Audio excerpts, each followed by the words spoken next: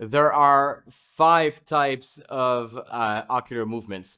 In the context of posturology, we often speak of convergence, and rightfully so, because an insufficiency of convergence, one of the main consequences is going to be a tilt rotation of the head, which leads to consequences of postural imbalances on the entire muscle chains all the way down to the feet. When it comes to convergence, it's really one of the 2 types of eye movements that fits in a category called vergence, which is essentially convergence when you bring your eyes closer to the midline, and divergence is when your eyes move away from the midline. And obviously, I think we should be good at everything. So, I mean, I do work on convergence and divergence when I take on clients. But then vergence, in and of itself, is one of 5 of the different eye movements. And quite frankly, it's not the most accessible, especially in convergence.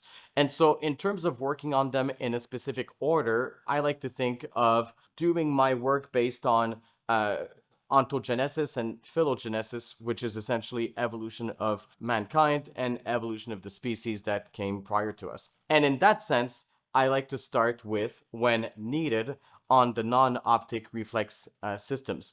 And so basically those are eye movements that refer to the peripheral part of the retina, and we're in the presence of 3 different types of systems there. We have optokinetics, we have VORs, and we have cancellation of VOR. VOR being vestibulo-ocular reflex.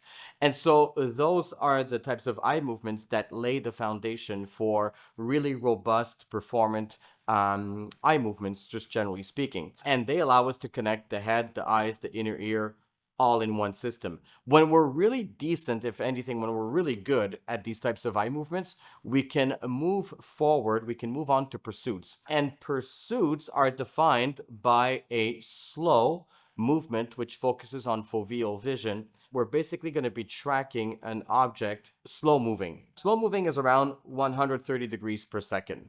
And we're going to be able to see that object from beginning to end with no interruption. And so pursuits can be done classically with head not moving, but they can also be performed with the head moving. When the movement gets too fast for pursuits, we fall into a category of eye movements called saccades. With saccades, the eye movement is actually so fast that between the start and the finish of the eye movement, it's so blurry you don't see well. Hence the motivation for the eyes to finish the movement in a quick saccade so that your eyes can focus and fixate on something concrete.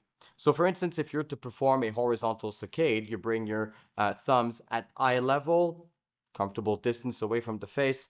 You look straight ahead first, you keep the head straight, you get your eyes on the left thumb, right thumb, and you alternate back and forth as so. It's very hard to do while you speak.